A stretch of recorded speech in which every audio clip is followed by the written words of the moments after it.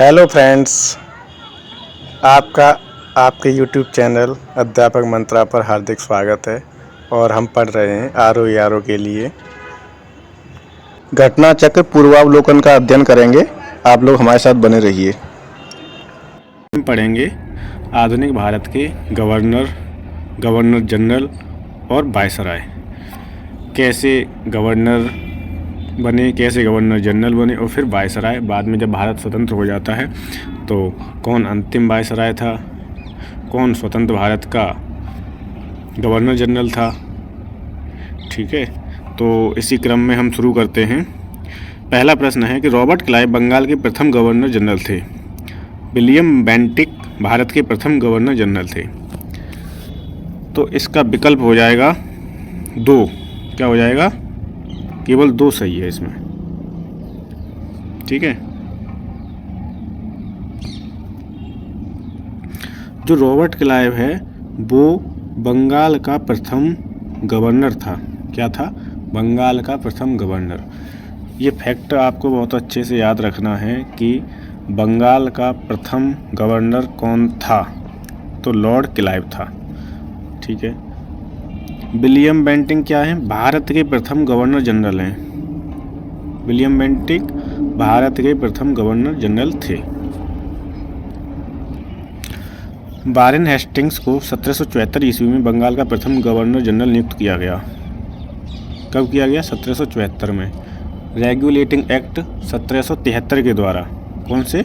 Regulating act 1773 के द्वारा Warren Hastings को। अगर पूछता है कि बंगाल का प्रथम गवर्नर कौन था, तो लॉर्ड क्लाइव। बंगाल का प्रथम गवर्नर जनरल कौन था, तो वारेन हेस्टिंग्स। क्या थे? Warren Hastings. वारेन हेस्टिंग्स का कार्यकाल क्या है? 1772 से लेके 1785 तक का। 1772 से लेके 1785 का। 1833 में लॉर्ड विलियम बेंटिक को भारत का प्रथम गवर्नर जनरल बनाया गया। रॉबर्ट क्लाइव बंगाल का पहला गवर्नर नियुक्त किया गया था। इस पद पर 1758 से 60 तथा 65 से 67 ईस्वी की अवधि में रहा है। 2 बार आया था, 58 से 60 और 65 से 67। भारत के प्रथम गवर्नर जनरल थे। भारत के पूछ रहे हैं, गवर्नर जनरल कौन थे? तो भारत के थे विलियम बेंटिक, जो कि विकल्प में नहीं है। ठीक है, तो इसका हो जाएगा, कोई आंसर नहीं है इसमें से, ये गलत प्रश्न पूछा गया था।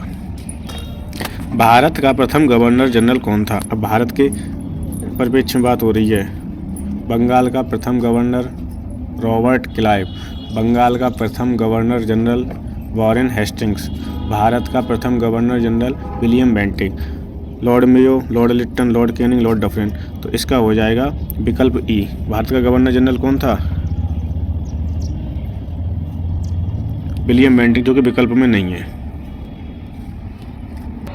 निम्नलिखित घटनाओं पर विचार कीजिए। इसका क्रम बताना है। क्लाइव का पुनः भारत आगमन कब? इलाहाबाद की संधि, बक्सर का युद्ध, वारेन हेस्टिंग्स का भारत का गवर्नर बनना। तो इसमें हो जाएगा, क्लाइव का जो पुनः आगमन हुआ था वो हुआ है मई में। मई 1765 में।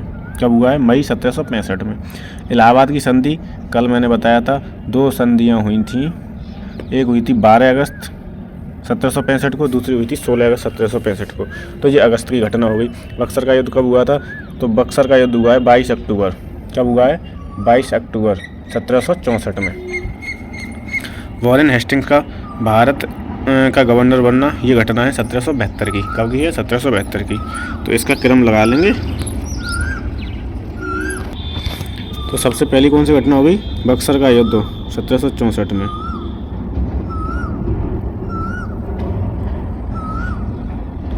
उसके बाद क्या हो जाएगा? क्लाइव का आगमन 3, 1 और 2 और 4। 3, 1, 2, 4 इसका उत्तर क्रम हो जाएगा। 3, 1, 2, 4। विकल्पित घटनाओं का कालक्रम इस प्रकार है। बक्सर का युद्ध 22 अक्टूबर 1764 को हुआ था। क्लाइव का पुनः भारत आगमन 3 मई 1765 को। इलाहाबाद की संधि अगस्त 1765 में।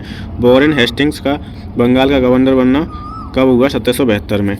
इसमें देखो दिया है वारेन हेस्टिंग्स भारत का गवर्नर जनरल बताया गया है, जो कि गलत है। ठीक है,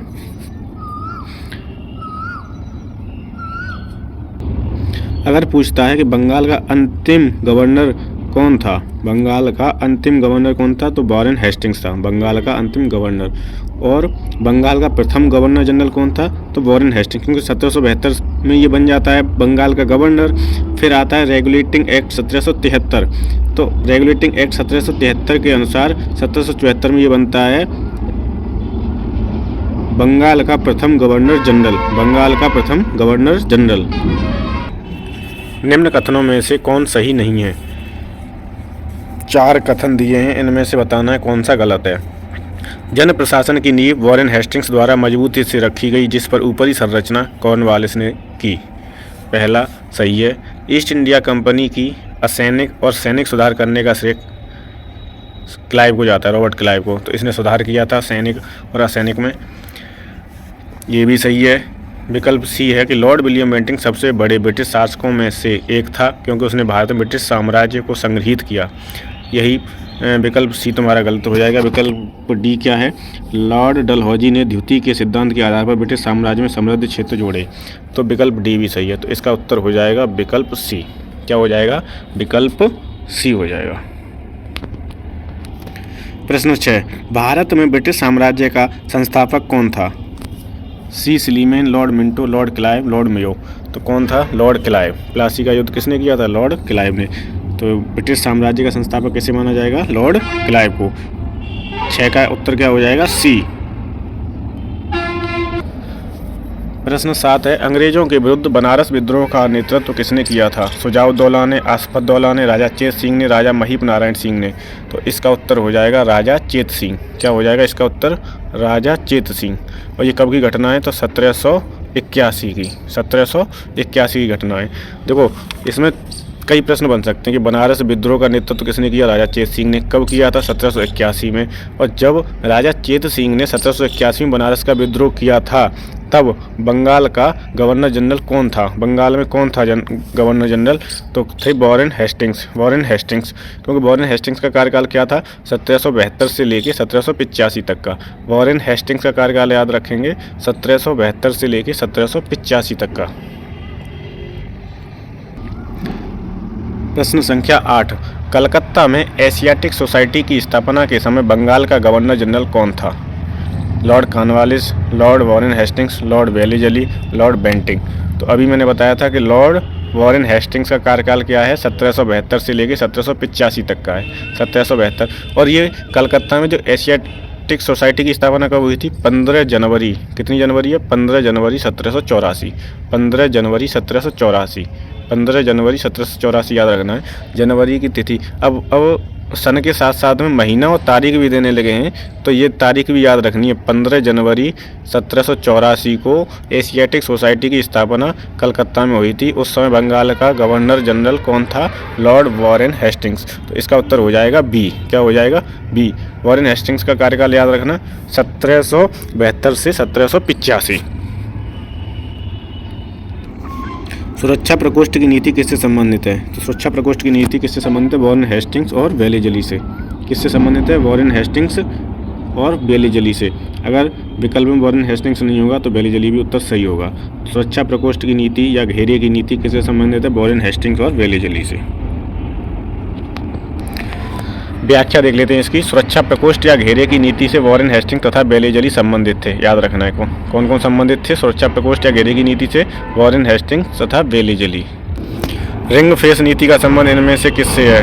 Henry Lawrence, Dalhousie, Warren Hastings, Lord Clive. तो किससे है? Warren Hastings. घेरे की नीति या रिंग फेस नीति ये क्या है? वॉरेन हेस्टिंग्स से संबंधित है। किससे संबंधित है? वॉरेन हेस्टिंग्स से।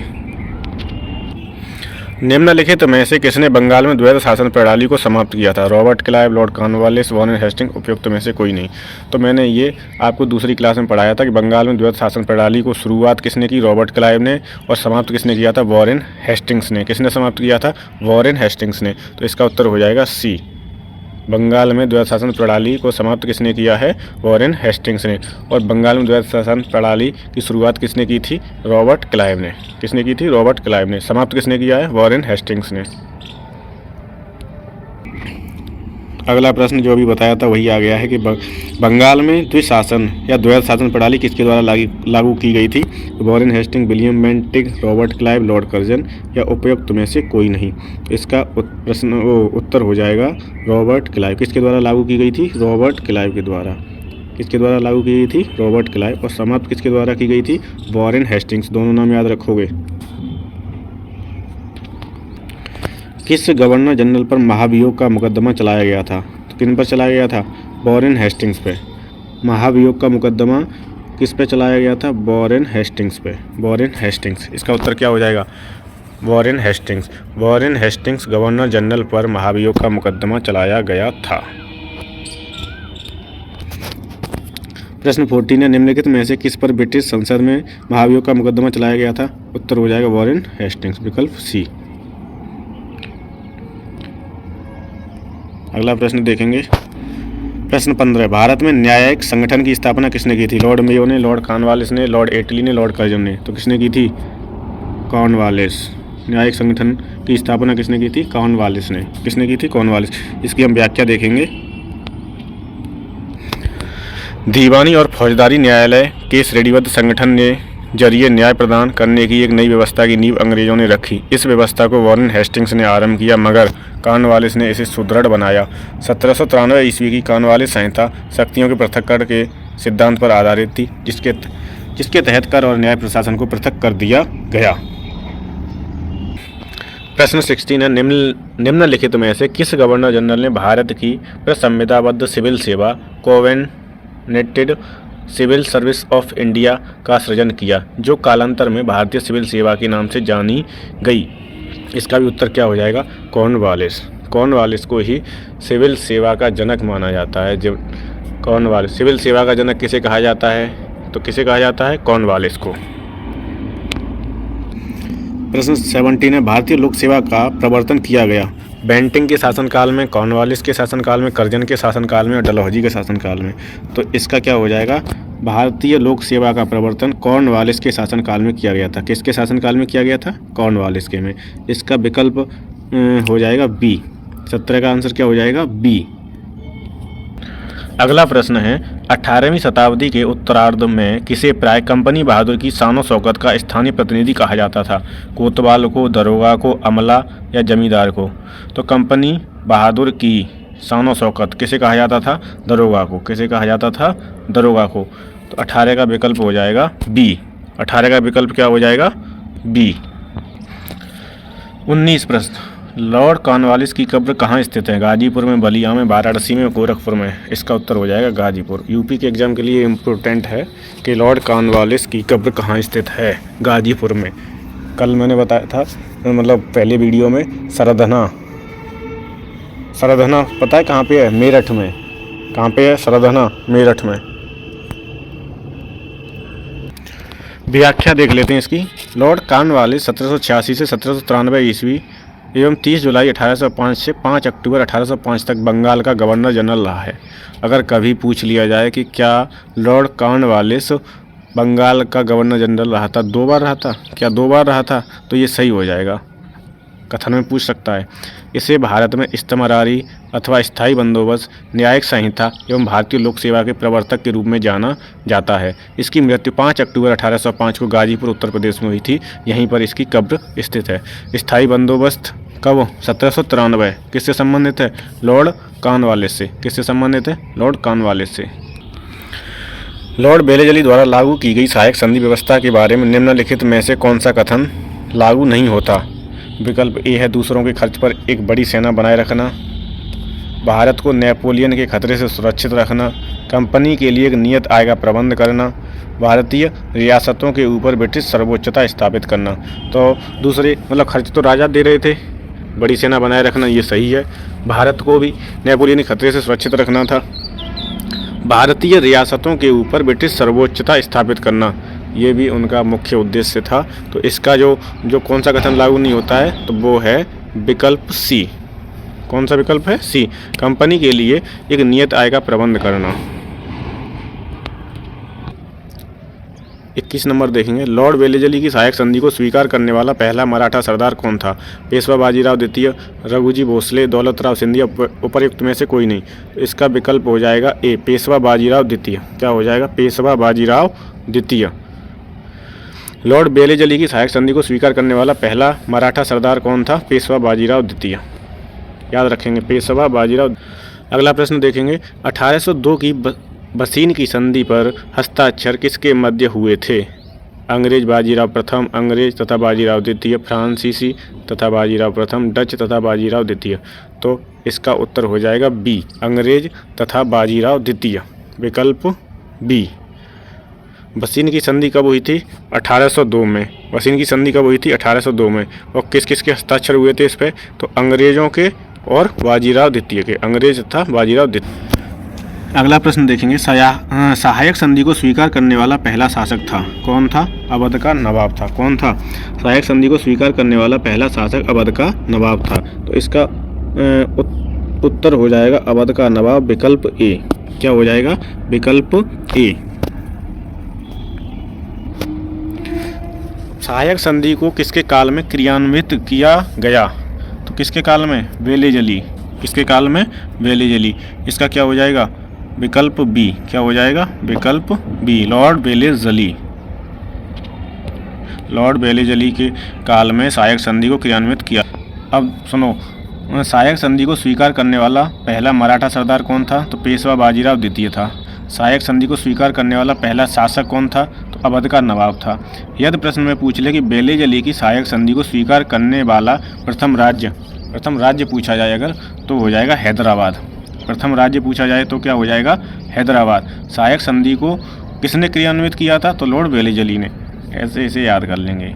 मराठा का पूछेगा तो पेशवा बाजीराव द्वितीय था। ठीक है। अगर पूछता है कि किस शासक ने स्वीकार की थी सबसे पहले, तो अवध के नवाब ने। अगर पूछेगा किस राज्य ने, तो हैदराबाद ने। किसने की थी? हैदराबाद ने। अगला प्रश्न देखेंगे, निम्न में से सहायक संधि स्वीकार नहीं की थी? ए, हैदराबाद के निजाम ने, इंदौर के होलकर राज्य ने, जोधपुर के राजपूत राज्य ने, मैसूर के शासक ने। तो इसके उत्तर गलत हैं, लेकिन हम इसकी व्याख्या फिर भी देख ले रहे हैं। लॉर्ड वेलेजली का कार्यकाल क्या है? 1798 से 1805। 1798 से 1805 ने भारतीय राज्यों को अंग्रेजी राजनीतिक परिधि में लाने के लिए सहायक संधि प्रणाली का प्रयोग किया था। किसने प्रयोग किया था सहायक संधि का? लॉर्ड वेलेजली ने। वेलेजली की सहायक संधि जिन राज्यों ने वेलेजली की सहायक संधि स्वीकार की वे थे, देखो, एच, हैदराबाद, मैसूर, तंजौर। HMT से याद कर लेंगे, हैदराबाद, मैसूर, तंजौर। उसके बाद अवध, पेशवा, बरार के भोसले, सिंधिया, इंदौर के होलकर, जोधपुर, जयपुर, मच्छेरी, बूंदी तथा भरतपुर। अतः प्रश्न में कोई विकल्प सही नहीं है, मतलब जो भी विकल्प दिए हैं इन सब ने स्वीकार की थी। हमें ये याद रखना है क्रम, शुरुआत के 4 तो कम से कम याद कर लेना। HMT हैदराबाद, मैसूर, तंजौर। HMT ए, H से हैदराबाद, M से मैसूर, तंजौर और T से तंजौर और अवध। फिर धीरे से याद करो, पेशवा, बरार के भोसले, सिंधिया, इंदौर के होलकर, जोधपुर, जयपुर, मच्छेरी, बूंदी और भरतपुर। अगला प्रश्न है, सहायक संधि व्यवस्था को स्वीकार करने वाला प्रथम भारतीय देशी शासक कौन था? तो वो था हैदराबाद का निजाम। कौन था? हैदराबाद का निजाम। अगला प्रश्न देखेंगे, निम्नलिखित पर विचार कीजिए जिन्होंने लॉर्ड वेलेजली के साथ सहायक संधि की थी, उनके द्वारा किए गए संधियों का सही कालानुक्रम नीचे दिए गए कूट से पता कीजिए। तो मैंने अभी क्रम बताया था, पहला हैदराबाद HMT A, हैदराबाद, मैसूर, तो पहला सही है क्रम। दूसरा मैसूर सही है, 1-2 हो गया। उसके बाद तंजौर आएगा, तंजौर है नहीं विकल्प में। उसके बाद क्या आएगा? ए, अवध आ जाएगा, और सिंधिया सबसे लास्ट में। तो इसका क्रम यही रहेगा, 1, 2, 3, 4। इसका क्रम क्या हो जाएगा? 1, 2, 3, 4। विकल्प ए सही हो जाएगा। क्या सही हो जाएगा? विकल्प ए, हैदराबाद, मैसूर, अवध और लास्ट में क्या हो जाएगा? सिंधिया। भारतीय राज्यों पर अंग्रेजी प्रभुत्व स्थापित करने के लिए किसने प्रशासन में सहायक संधि प्रणाली का सूत्रपात किया? वॉरेन हेस्टिंग्स ने, लॉर्ड वेलेजली ने, लॉर्ड कॉर्नवालिस ने, लॉर्ड डलहौजी ने। सीधा है, सहायक संधि कहीं भी आ जाए तो आपको उत्तर लगाना है वेलेजली। क्या लगाना है? वेलेजली। तो इसका उत्तर क्या हो जाएगा? विकल्प बी, लॉर्ड वेलेजली। सहायक संधि से सहायक संधि प्रणाली का सूत्रपात किसे माना जाता है? लॉर्ड वेलेजली को। अगला प्रश्न देखेंगे, ईस्ट इंडिया कंपनी का राजपूत राज्यों में सहायक संधि करने का मुख्य उद्देश्य था?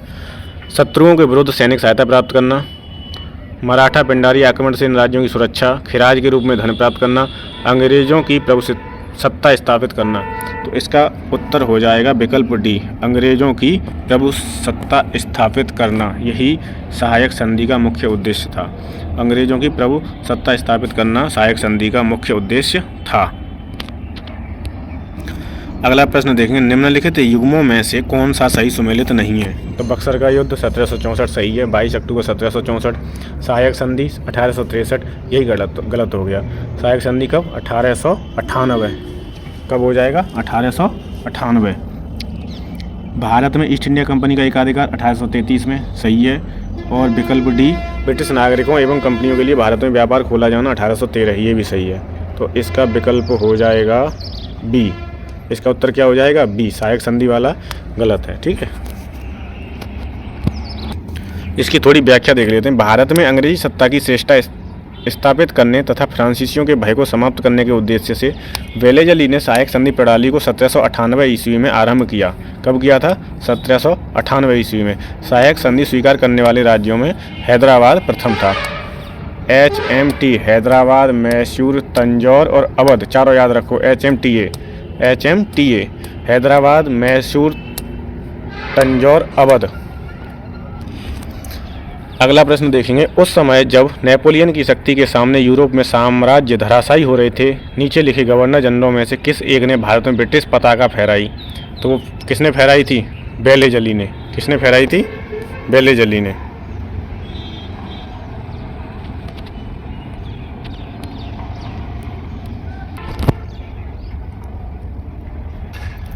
Lord Wellesley.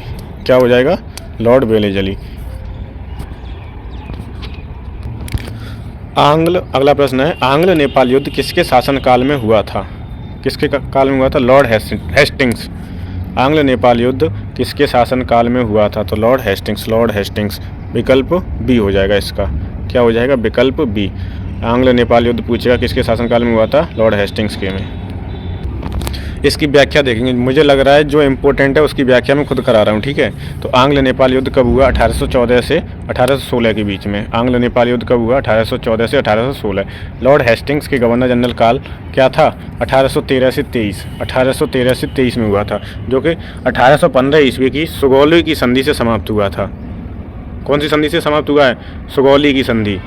सुगौली की संधि 2 दिसंबर 1815 को लेखबद्ध हुई थी, जिसका अनुमोदन 4 मार्च 1816 को किया गया था। तो इसमें महत्वपूर्ण बात है ये है कि एक तो युद्ध याद रखो कि आंग्ल नेपाल युद्ध कब हुआ था? तो 1814 से 1816। फिर उस समय गवर्नर जनरल कौन था? तो लॉर्ड हेस्टिंग्स था। लॉर्ड हेस्टिंग्स का कार्यकाल क्या है? 1813 से 1823। वॉरेन हेस्टिंग्स अलग है, लॉर्ड हेस्टिंग्स अलग है। कार्यकाल देख लो, लॉर्ड हेस्टिंग्स का कार्यकाल क्या है? 1813 से 23। एक चीज़ याद रखो, जैसे गणित पढ़ते हैं तो पहाड़े याद होने चाहिए, वैसे आधुनिक भारत अगर पढ़ रहे हो तो एक बार इनका क्रम याद रखो। कौन सा गवर्नर का कार्यकाल क्या था, कौन से गवर्नर जनरल का कार्यकाल क्या है और कौन से वायसराय का कार्यकाल क्या है। उसके टाइम पे अगर कोई घटना घटी है तो वो पूछ सकता है। अगर तुम्हें ये टेबल याद हो जाएंगी तो आराम से आप प्रश्न को हल कर ले जाओगे। अगला प्रश्न है, सुगौली की संधि हुई थी, कब हुई थी? 1815 में। सुगौली की संधि कब हुई थी? 1815 में। ये भी पूछ सकता है, सुगौली की संधि से कौन से युद्ध का अंत हुआ था? बताओ, कौन से युद्ध का अंत हुआ था? तो आंग्ल नेपाल युद्ध। कौन सा युद्ध? आंग्ल नेपाल युद्ध का अंत सुगौली की संधि से हुआ था। और किसके समय हुआ था ये आंग्ल नेपाल युद्ध? तो लॉर्ड हेस्टिंग्स। कौन सा है? Lord Hastings. लॉर्ड हेस्टिंग्स का कार्यकाल क्या है? 1813 से 1823। 1813 से 1823। अगला प्रश्न है, निम्नलिखित में से कौन सा युग्म सही सुमेलित नहीं है? कोई घटना हो रही है, उसके सामने कौन है? उससे संबंधित लोग हैं। ठीक है, तो बक्सर का युद्ध हेक्टर मुनरो, सही है। आंग्ल नेपाल युद्ध अभी पढ़ा था, लॉर्ड हेस्टिंग्स। लॉर्ड हेस्टिंग्स का कार्यकाल क्या है? 1813 से 23। चतुर्थ आंग्ल मैसूर युद्ध। कौन सा? चतुर्थ आंग्ल मैसूर युद्ध कब हुआ था? 1799 में। कब हुआ था? 1799 में। और उनका कार्यकाल क्या है वेलेजली का? बेलेजली का कार्यकाल क्या है? 1798 से 1805। 1798 से 1805 था। और ये घटना कब की है? चतुर्थ आंग्ल मैसूर युद्ध की 1799 की, तो ये भी सही है। तृतीय आंग्ल मराठा युद्ध। तृतीय आंग्ल मराठा युद्ध, तो देखो ये युद्ध याद रखने हैं। प्रथम कर्नाटक युद्ध, द्वितीय कर्नाटक युद्ध, तृतीय कर्नाटक युद्ध। प्रथम आंग्ल मराठा युद्ध कब हुआ? 1775 से 1782। द्वितीय आंग्ल मराठा युद्ध कब हुआ? 1803 से 1806। तृतीय आंग्ल मराठा युद्ध कब हुआ? 1817 से 1818। तो तृतीय आंग्ल मराठा युद्ध कब हुआ था? 1817 से 1818। अब अगर हमें याद होगा तो हम तुरंत बता देंगे कि 1813 से 1823 तक लॉर्ड हेस्टिंग्स का कार्यकाल था, और ये घटना कब हुई है? 1817 से 1818। तो ये लॉर्ड कॉर्नवालिस के टाइम की नहीं है। किसके टाइम की है? ये लॉर्ड हेस्टिंग्स के टाइम की है। तो कौन सा सम्मिलित नहीं है? डी। कौन सा सम्मिलित नहीं है? डी। अगला प्रश्न है, तृतीय आंग्ल मराठा युद्ध संबंधित है सर जॉन शोर से, लॉर्ड वेलेजली से, लॉर्ड हेस्टिंग्स से, लॉर्ड कॉर्नवालिस से। तृतीय आंग्ल मराठा युद्ध कब हुआ था? 1817 से 1818, याद रखो। प्रथम आंग्ल मराठा युद्ध 1775 से 1782। द्वितीय आंग्ल मराठा युद्ध 1803 से 1806 और तृतीय आंग्ल मराठा युद्ध 1817 से 1818। तो किसके समय हुआ तृतीय आंग्ल मराठा युद्ध? लॉर्ड हेस्टिंग्स के समय। कब हुआ है? लॉर्ड हेस्टिंग्स के समय। कब हुआ है? 1817 से 1818। लॉर्ड हेस्टिंग्स का कार्यकाल क्या है? 1813 से 1823। 1813 से 1823 लॉर्ड हेस्टिंग्स का कार्यकाल क्या है? 1813 से 1823।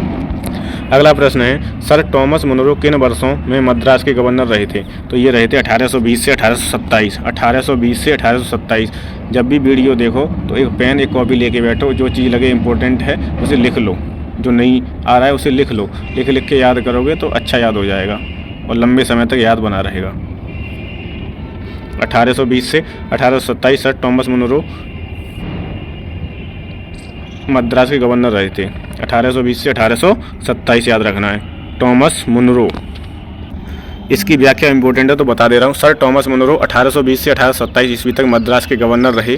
दक्षिण भारत में भू राजस्व वसूली हेतु लागू की गई व्यवस्था रैयतवाड़ी व्यवस्था थी।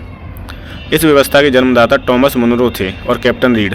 टॉमस मुनरो और कैप्टन रीड थे जिन्होंने सर्वप्रथम इसे तमिलनाडु के बारामहल जिले में लागू किया। तत्पश्चात यह व्यवस्था मद्रास, बम्बई के कुछ हिस्से, असम तथा कुर्ग, आधुनिक कर्नाटक का एक भाग में लागू की गई थी। तो याद करने की ट्रिक होती है, जैसे मुनरो, मुनरो, मुनरो याद रखोगे, मुनरो, मुनरो, और इधर रा, रैयतवाड़ी, तो रा से रा ऐसे करके इसे जोड़ लो और याद बना रहेगा फिर ये लंबे समय तक। रैयतवाड़ी व्यवस्था तो रा से मुनरो, रो। तथाकथित कुशासन के आधार पर किस गवर्नर जनरल ने मैसूर राज्य के प्रशासन को ले लिया? तो इसका हो जाएगा लॉर्ड विलियम बेंटिंग। तथा कुशासन के आधार पर किस गवर्नर जनरल ने मैसूर राज्य को ले लिया? किसने ले लिया? लॉर्ड विलियम बेंटिंग ने। लॉर्ड विलियम बेंटिंग ने। मैसूर को किसने ले लिया? लॉर्ड विलियम बेंटिंग ने। व्याख्या इसकी भी इम्पोर्टेंट है। विलियम बेंटिंग ने 1831 ईस्वी में मैसूर तथा 1834 में कुर्ग एवं कछार की रियासतों को अपने प्रदेश में मिला लिया। तो सन याद रखनी है, ठीक है। 1831 में मैसूर को, 1834 में कुर्ग एवं कछार की रियासतों को। अगला प्रश्न है, निम्नलिखित बंगाल के गवर्नर जनरलों में से कौन एक तृतीय आंग्ल मैसूर युद्ध से संबद्ध था? कौन सा था? मतलब तृतीय, पहले तो हमें याद रखना है कि तृतीय आंग्ल मैसूर युद्ध कब हुआ था। तो मैंने बताया था प्रथम आंग्ल मैसूर युद्ध 1767 से 69, दूसरा 1780 से 84, तीसरा 1790 से 92 और चतुर्थ आंग्ल मैसूर युद्ध कब हुआ? 1799 में, जिसमें टीपू सुल्तान की मृत्यु हो गई थी। अब देखेंगे हम कि तृतीय आंग्ल मैसूर युद्ध कब हुआ है, तो 1790 से 92। अब देखेंगे कि कब 1790 से 92 में जब युद्ध हुआ था तो कौन था गवर्नर जनरल? तो कौन था? कॉर्नवालिस। कौन था? कॉर्नवालिस। क्योंकि कॉर्नवालिस का जो कार्यकाल है वो है 1786 से 1793। कितना है? 1786 से 1793। और घटना कब की है ये? 90 से 92 की। तो इसका जो उत्तर हो जाएगा वो हो जाएगा कॉर्नवालिस। क्या हो जाएगा? कॉर्नवालिस। तृतीय आंग्ल मैसूर युद्ध से संबंध है कौन है? कॉर्नवालिस। अगला प्रश्न है, ठगों के दमन में निम्नलिखित में से कौन संबद्ध था? तो इसका उत्तर हो जाएगा ठग। ठग से संबंधित थे कैप्टन स्लीमैन। कौन थे? Captain Sleeman. ठगों का दमन किसने किया था? कैप्टन स्लीमैन ने। ठगों का दमन किसने किया था? Captain Sleeman. अगला प्रश्न है, ठगों का उन्मूलन किसके नेतृत्व में हुआ था? तो इसका उत्तर भी विकल्प बी हो जाएगा, कर्नल स्लीमेन। क्या हो जाएगा? विकल्प बी, कैप्टन या कर्नल स्लीमेन। ठगों का उन्मूलन, ठगों का दमन किसने किया था? कैप्टन स्लीमेन ने। अगला प्रश्न है, सती प्रथा पर पाबंदी किसने लगाई? बहुत इंपॉर्टेंट प्रश्न है ये। सती प्रथा पर पाबंदी किसने लगाई थी? तो विलियम बेंटिंक ने। किसने लगाई थी? विलियम बेंटिंक ने। William Bentinck. और विलियम बेंटिंक का कार्यकाल क्या है? 1828 से 1835। क्या है? 1835। ये विलियम बेंटिक का कार्यकाल है और ये भारत का प्रथम गवर्नर जनरल था। विलियम बेंटिक भारत का प्रथम गवर्नर जनरल था। कौन था? प्रथम गवर्नर जनरल। जो एक्ट आया था 1833 वाला, उसके अनुसार बना था।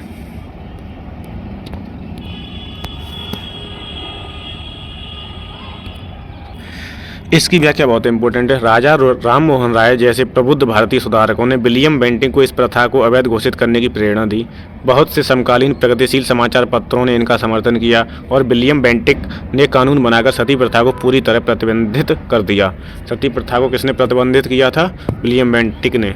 और इसमें किसका सहयोग रहा है? राजा राम मोहन राय का। दिसंबर 1829 के नियम 17 द्वारा, ये रोमन अंक में याद रखना, कभी कभी रोमन अंक में भी पूछ लेता है, द्वारा विधवाओं को जलाना अवैध घोषित कर दिया गया। आरंभ में यह कानून केवल बंगाल प्रेसिडेंसी में लागू किया गया और 1830 में यह नियम बम्बई और मद्रास प्रेसिडेंसी में लागू कर दिया गया। सती को गैर कानूनी किसने घोषित किया? ये प्रश्न कई बार आया है। William Bentinck. सती प्रथा से संबंधित कौन है? William Bentinck. और विलियम बेंटिक का कार्यकाल क्या है? 1828 से 1835। और सती प्रथा को कब किया गया? 1829 के नियम कौन सा है? 17 के तहत अवैध घोषित कर दिया। इसका भी क्या हो जाएगा? William Bentinck. क्या हो जाएगा? William Bentinck. MPPCS में पूछा गया, विलियम बेंटिक के द्वारा सती प्रथा कब समाप्त की गई थी? 1829 में। कौन सा नियम है? 17। कौन सा नियम है? 17 के थ्रू। इनमें से किस वर्ष बंगाल से दासों के निर्यात को रोक दिया गया? तो कब रोक दिया गया? 1789। ऐसे याद कर लो। 1789 है इसका। क्या है? 1789। तो 1789 1789 1789 बंगाल से दासों के निर्यात को रोक दिया गया। जो सने होती है ना, उसे कहीं लिख लिया करो। 1789 ईस्वी की घोषणा द्वारा बंगाल से दासों का निर्यात बंद कर दिया गया। 1789 ईस्वी की घोषणा द्वारा दासों का निर्यात बंद कर दिया गया। अगला प्रश्न है, लॉर्ड डलहौजी द्वारा अवध का अंग्रेजी राज्य में विलय निम्न में से किस रीति से हुआ था? तो कौन सी रीति है? कुप्रशासन के कारण। विकल्प डी सही हो जाएगा। क्या हो जाएगा? विकल्प डी। कुप्रशासन के कारण लॉर्ड डलहौजी द्वारा अवध का अंग्रेजी राज्य में विलय कर लिया गया। जैसे बैले जली का था HMTA हैदराबाद, मैसूर, तंजौर, अवध, वैसे ही डलहौजी का, दोनों का याद रखना है। लॉर्ड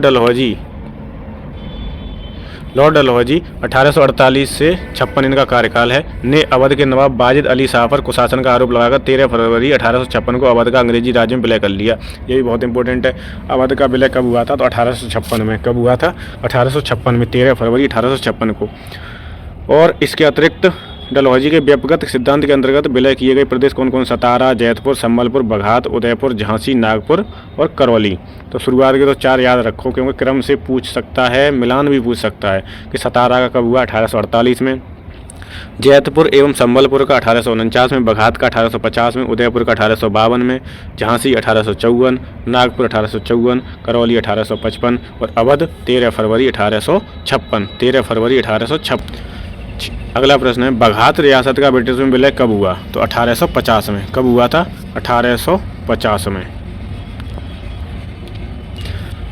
सन जो है वो लिख के याद करो, लिख के याद करो, याद हो जाएंगी। 1-2 बार में लिखो, 1-2 बार बढ़िया तरह याद हो जाएंगी। बघात रियासत का ब्रिटिश में विलय कब हुआ? 1850 में। कब हुआ? 1850 में। अगला प्रश्न है, ब्रिटिश साम्राज्य में अवध का विलय कब हुआ था? तो 1856 में। तारीख क्या थी? 13 फरवरी 1856। ब्रिटिश साम्राज्य में अवध का विलय हुआ था 1856, तो याद रखना ही रखना है। 13 फरवरी 1856 बहुत इंपॉर्टेंट है। अगला प्रश्न है, विचार कीजिए तथा उन्हें काल क्रमानुसार व्यवस्थित कीजिए। सतारा, झांसी, बघात, उदयपुर। तो सतारा का विलय कब हुआ? 1848 में। झांसी का कब हुआ था? 1853 में। बघात का कब हुआ है? 1850 में। और उदयपुर का कब हुआ है? 1852 में। तो सबसे पहले क्या आ जाएगा? सतारा 1, फिर आ जाएगा बघात 1850, ठीक है, 1-3, फिर आ जाएगा उदयपुर 1852, उदयपुर क्या है 1852, और झांसी को कब किया था 1853 में। तो इसका हो जाएगा विकल्प सी 1 3 4 2, 1 3 4 2। इन्हें एक बार लिख के याद करो क्योंकि इससे प्रश्न बनता है। अधोलिखित युगों में से कौन सुमेलित है, मतलब एक कौन सा सही है। तो सतारा का तो कब हुआ था 1848 में हुआ था। वो अवध का 1856 में सही है। झांसी का विलय कब हुआ है 1853 में। झांसी का कब हुआ है 1853 में।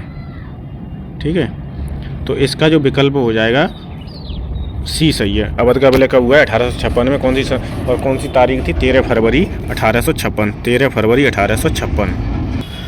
निम्नलिखित में से किसने विलय की नीति नियोजित एवं क्रियान्वित की। तो किसने की थी डलहौजी ने। विलय से संबंधित कौन है डलहौजी, कौन है डलहौजी। और सहायक संधि से बेली जली। रिंग फेस की नीति, घेरे की नीति से वॉरेन हेस्टिंग्स, कौन है वॉरेन हेस्टिंग्स। तो इसका हो जाएगा 50 का सी हो जाएगा। ये वाला टॉपिक काफ़ी बड़ा है, गवर्नर जनरल वाला। इसमें है कम से कम 118-120 प्रश्न। तो आधे आज कर ले रहे हैं, आधे कर लेंगे कल। ठीक है, अब पढ़ेंगे अगला प्रश्न। ब्रिटिश द्वारा कुशासन का बहाना लेकर निम्नलिखित प्रांतों में से किस एक का शासक हटा दिया गया। तो इसका उत्तर हो जाएगा अवध। क्या हो जाएगा, अवध का शासक हटा दिया, अवध का शासक। अगला प्रश्न है भारत में ब्रिटिश शासन के दौरान निम्नलिखित राजसी राज्यों के विलय क्रम पर विचार कीजिए। सतारा, संबलपुर। तो सतारा 1848 हो गया, संबलपुर 1849 और झांसी 1853। तो 3 2 1। तो इसका क्या हो जाएगा सी हो जाएगा। इसका विकल्प क्या हो जाएगा सी। लॉर्ड डलहौजी की विलय नीति का प्रथम शिकार निम्नलिखित में से कौन हुआ था। तो कौन हुआ था सतारा। कब हुआ था 1848 में। 1848।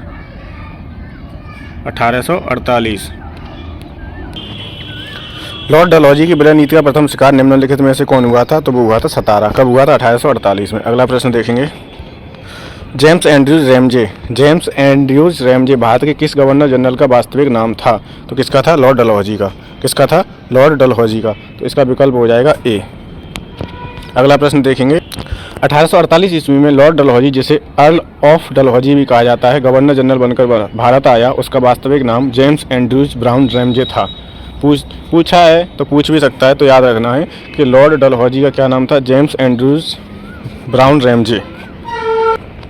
अगला प्रश्न है। अंग्रेजों द्वारा सिंध विजय संपन्न हुई लॉर्ड एलनब्रो के समय, लॉर्ड हार्डिंग के, ऑकलैंड के, एमहर्स्ट के। तो लॉर्ड एलनब्रो के समय अंग्रेजों द्वारा सिंध पर विजय संपन्न हुई थी। कब लॉर्ड एलनब्रो के समय। गवर्नर जनरल लॉर्ड एलनब्रो का काल क्या है 1842 से 1844 के दौरान अगस्त 1843 में सिंध का पूर्ण रूप से ब्रिटिश साम्राज्य में मिला लिया। कब मिला लिया 1843 में। अगला प्रश्न है। सिंध पर ब्रिटिश ने कब्जा किया था 1843 में, 1845 में, 1849 में, 1854 में।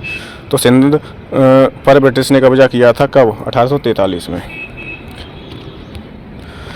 अगला प्रश्न है। सिक्किम का भारत में विलय किसने किया। लॉर्ड हेस्टिंग्स ने, लॉर्ड विलियम बेंटिंक ने, लॉर्ड डलहौजी ने, लॉर्ड ऑकलैंड ने। तो इसका उत्तर हो जाएगा विकल्प सी। किसने किया था सिक्किम का भारत में विलय किसने किया था लॉर्ड डलहौजी ने। निम्नलिखित में से कौन अवध का ब्रिटिश रेजिडेंट था जब अवध का ब्रिटिश साम्राज्य में विलय हुआ था। तो कौन था जेम्स आउटरम। सीधा उत्तर बता रहा हूँ, जेम्स आउटरम। क्या था जेम्स आउटरम। अब इसे याद कैसे करेंगे। आ से अवध और आ से ही आउटरम। ठीक है, आउटरम कौन था, आ से आ याद कर लो। भारत में प्रथम रेलवे लाइन किस ब्रिटिश गवर्नर के समय बिछाई गई थी। तो किन के समय लॉर्ड डलहौजी के समय। किन के समय लॉर्ड डलहौजी के समय बिछाई गई थी। भारत में रेल निर्माण की दिशा में प्रथम प्रयास ब्रिटिश गवर्नर लॉर्ड डलहौजी द्वारा किया गया। प्रथम रेलवे लाइन 1853 में मुंबई से थाड़े के बीच डलहौजी के समय बिछाई गई थी। 1853 ईस्वी में मुंबई से थाड़े। भारत में प्रथम रेलवे लाइन का निर्माण किन नगरों के बीच हुआ था। तो मुंबई से थाड़े। मुंबई से थाड़े कब हुआ था 1853 में। किसके समय हुआ था लॉर्ड डलहौजी के समय। किसके समय हुआ था लॉर्ड डलहौजी के समय। ये टॉपिक काफ़ी बड़ा है, आज के लिए 60 प्रश्न काफ़ी हैं। अगले जो 60 प्रश्न हैं इसी टॉपिक के वो मैं नेक्स्ट क्लास में कराऊंगा। आप सभी का बहुत बहुत धन्यवाद।